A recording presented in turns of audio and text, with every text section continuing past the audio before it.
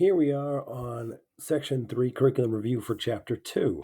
Now, Chapter 2 is primarily going to be about, as it says here, growth and division from 1816 to 1832. So let's just jump in and start going over it. So, the first column of terms that you have regarding American nationalism. So, these are things that, again, we're talking about what it means to be an American, a sense of identity, and kind of finding our place in the world. There are two things here that we're going to pay attention to that we're going to look at in terms of the economic perspective of things. The first thing we're looking at are tariffs. In this particular case, we're looking at revenue tariffs. We know we know tariffs are taxes on imported goods, but there's two different reasons why you would have tariffs. One would be to raise money. You put a tax or a tariff on an imported good as a way of generating cash revenue that pays for roads and buildings and schools and your army and your navy and that kind of stuff. And then there are what we call protective tariffs. These tariffs protect American businesses. So, for example, if we put a tariff on a imported car, a car from Japan, that would be an example of a protective tariff. It's not that we're looking for the money that is coming from that car from Japan. What we're looking for is for the American people to buy an American-made car, like a Ford or a Dodge or a Chevy. So a protective tariff is trying to protect American products and American businesses. That's what a protective tariff is, whereas a revenue tariff is more about raising money. Also, under the American nationalism, we have the Monroe Doctrine. This is President James Monroe's foreign policy that stated no new European colonies in the Americas. So it basically drew the line and it said that the countries that have become free in North and South America will remain free from European interference. So the Europeans are no longer going to be allowed to come to South America or Central America and recolonize places or take things back and so forth and so on. So it more or less established the Western Hemisphere as the United States' backyard. And so it prevented the Europeans from coming over here. Now, granted, we couldn't really enforce it early on, but certainly nowadays we've been able to enforce it and have enforced it for quite some time. The other item down here is McCulloch versus Maryland. This is a Supreme Court case that decided that the U.S. government has what are called implied powers. We talked previously about enumerated powers in the last section. Enumerated powers are powers that are listed in the Constitution, like Congress has the right or ability to declare war, to raise taxes, to regulate commerce. That is stated clear as day in the Constitution. You can actually read it. But in order to do those things, you sometimes need more powers, right? In order to cook dinner, you need to use the stove, you need to use the knives, you need to go to the store and buy the food. So the idea here is that those are things that are implied. When someone says you need to cook dinner, it's implied that you have to do all these other things. So for the federal government, when they need to collect taxes, it's implied that they can build or organize and create the IRS, which goes out there and literally collects people's taxes. Or they can declare war, which is great, but underneath that implied power would be like, well, they can also create an air force. They can also create the Marines or a space force. Because while the Constitution doesn't mention Space Force, it doesn't mention the Air Force, it's implied that the Congress has the ability to do this because they have the ability to declare war. The next one, we're talking early industry. These are things in the north. What's going on up here? We talked about the Lowell Mills and things of that nature. So we want to be clear that it's this free enterprise system. It's where where businesses can operate with limited government control. So people are free to start a business, and efficient businesses make money, and people make money for them. So it really is this constant drive to be more efficient, make more with less, do something that at a lower cost, and that really is the engine of the American economy. Part of that is also interchangeable parts. The idea behind interchangeable parts is that it's a lot easier to swap out parts that are machine made than ones that are handmade. So think of how long it takes to make, a pair of jeans by hand versus how long it would take a machine to make it. And if that machine broke down, how long would it take to get a handcrafted part to fix that machine? Whereas if you can just swap out, a bolt that can be used in any number of devices, you can repair it pretty quickly and for less. So interchangeable parts are just the idea that these parts that make manufacturing items, that these parts can be replaced faster and cheaper. So again, it's a way to modernize and uniform the manufacturing process across the board, making things faster and cheaper. Labor unions, these are going to be the groups of workers who join together to protect their rights, their working conditions. They usually want better pay. The argument here is that if one person is negotiating for better pay, they don't have an awful lot of leverage, they don't have much power. But if the entire group is operating together, if they work as one unit, they have a tremendous amount of power. So think of it like this.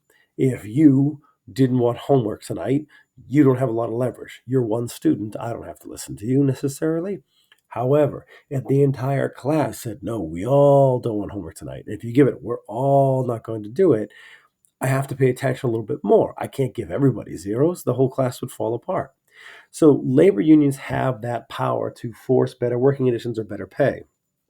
Now, if negotiations between the labor unions and the owners of the factory really don't work out, the one weapon labor unions really have is what's called a strike. It's when you stop working. It is when you walk off the job. And by doing that, it prevents any work from being done, which does harm the factory owner, but it certainly harms the laborers too because they don't get paid.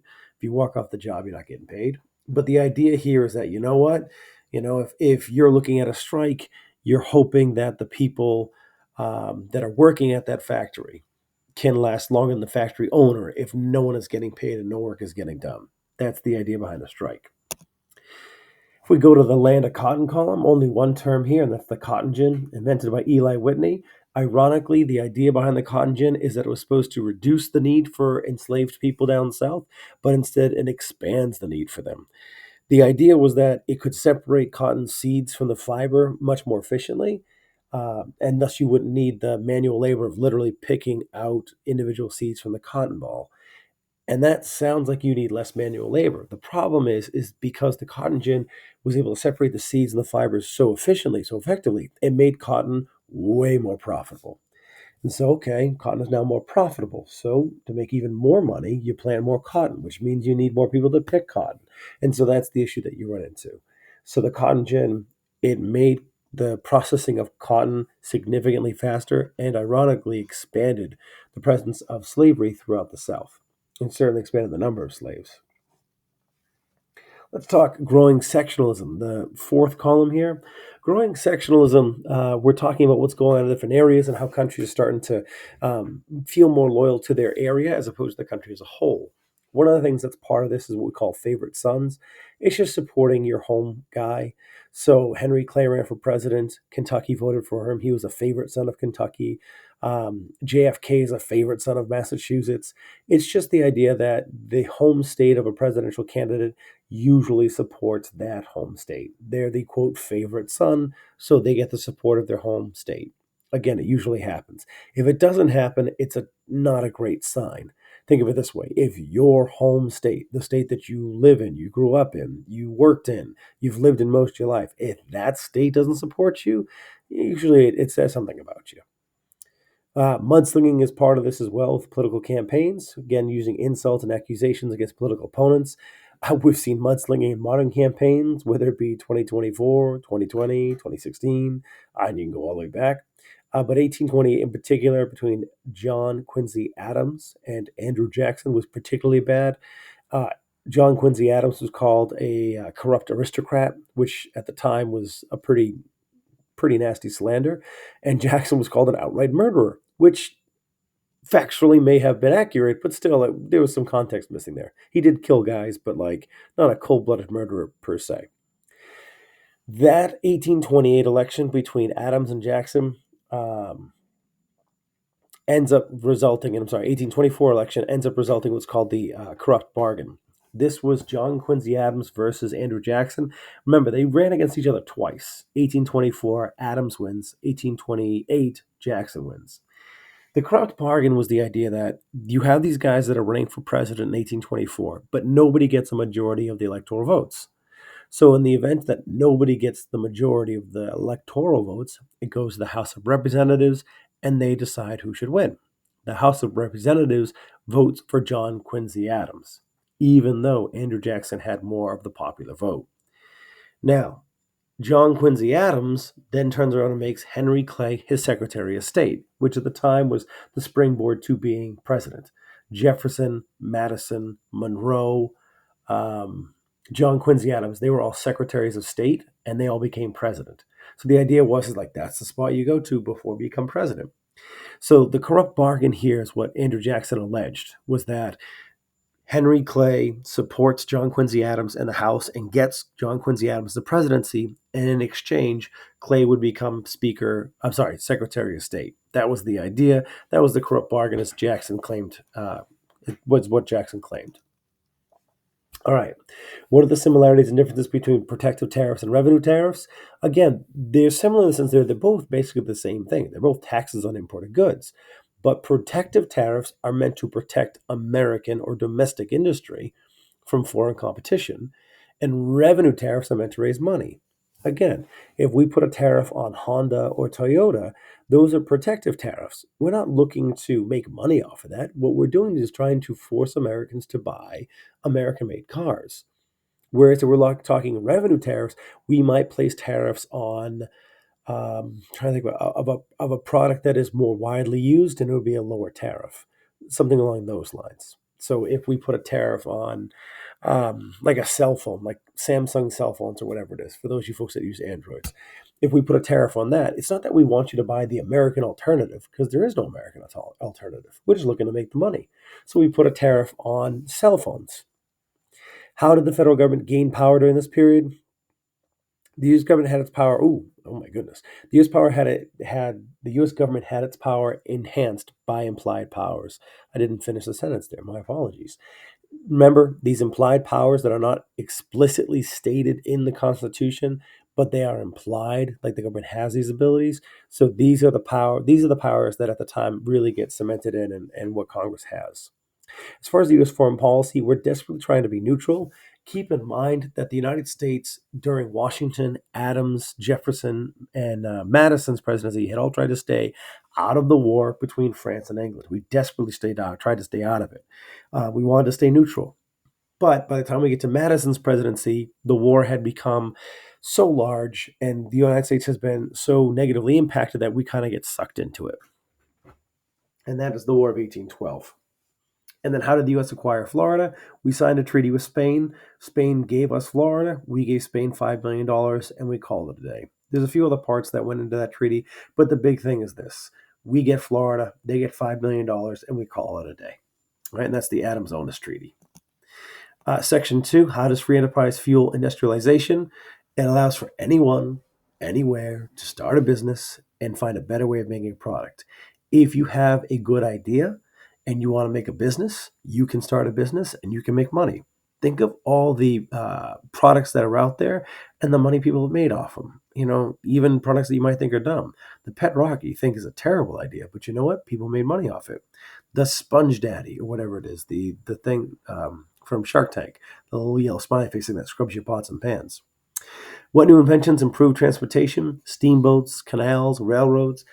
These were all revolutionary because, and again, keep this in mind, it allowed more people to travel further, faster, and with more stuff than ever before. Steamboats, canals, and railroads now allow more people to travel further away at a faster rate than ever before. I mean, imagine that. More people, further, faster. It completely revolutionizes the economy. What Massachusetts city was the center for textile production? Come on, Lowell, Massachusetts, right? The mill girls. There were massive mills that were built in Lowell along the Merrimack River. There, the rivers were great sources of power for the mills, and so that's where these center of textile production is. Don't forget, textiles are clothes. So it's like fabric, what makes the clothes, and they come out of Lowell, Massachusetts, which becomes a very prosperous territory, very prosperous city. And then finally, for section 2, how did the northern United States change?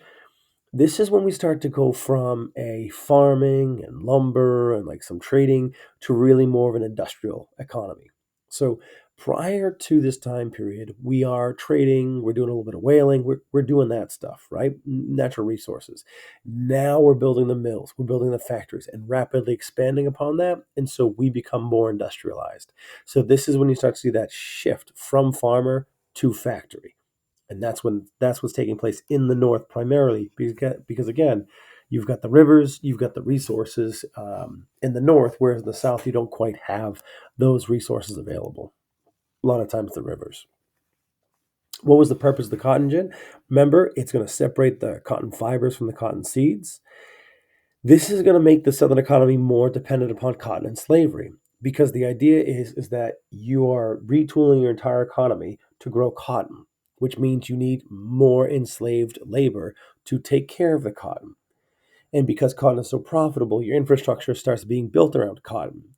So the Southern economy becomes dependent upon cotton because cotton is the big moneymaker. That's what everybody's working either directly with or around. So, for example, yes, the enslaved people are picking the cotton, but you need people processing the cotton. You need people bundling the cotton. You need people transporting the cotton. You need people shipping the cotton. The idea is that this whole industry gets built up around the cotton.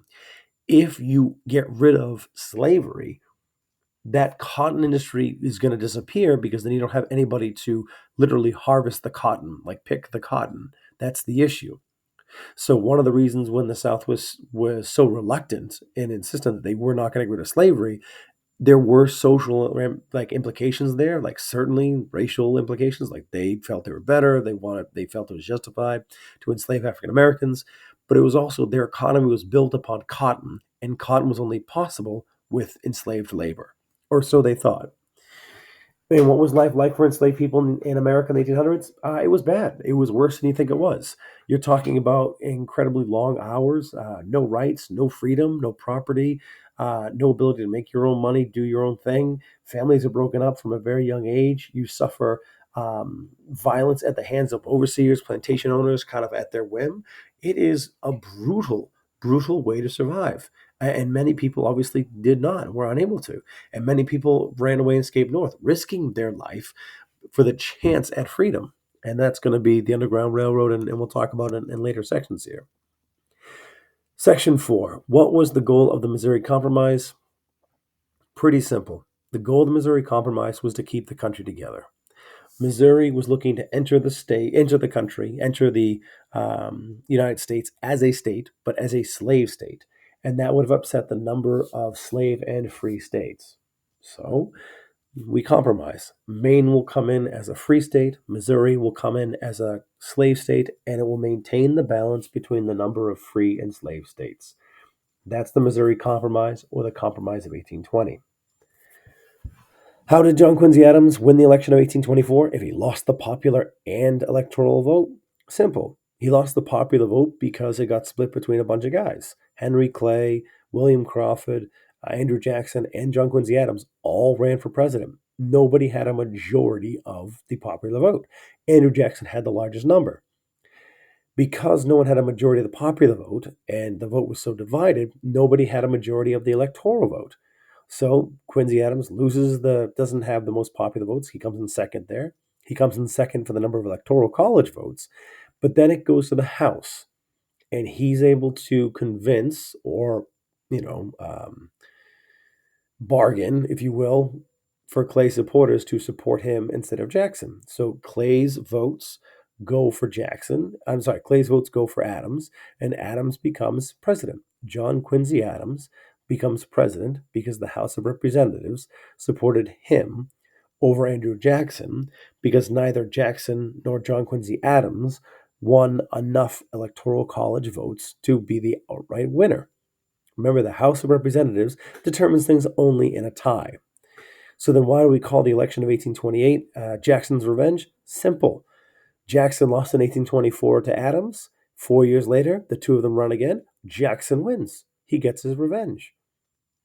So hopefully this makes a little bit of sense. Hopefully between what's on the screen and what you're hearing me explain, it kind of starts to congeal and kind of fit together a little bit more. Again, these questions and the terms are review. They're on the mid-year exam, but in different ways. It doesn't mean every one of these is going to be a question that's there, but it might be a reference to a multiple choice answer. It might be a reference to in the reading. So just kind of have them in the back of your head where if you're like, oh my goodness, I can't remember everything perfectly, that's okay. If you're getting the context for it, if you're given the question and with four possible answers, could you figure out what the right one is, or at least narrow it down to a 50-50? If you can do that for the vast majority, then you're going to be just fine. You're going to be okay. So with that being said, I'm going to end this video. And if you would like, you can listen to the next one on section 3.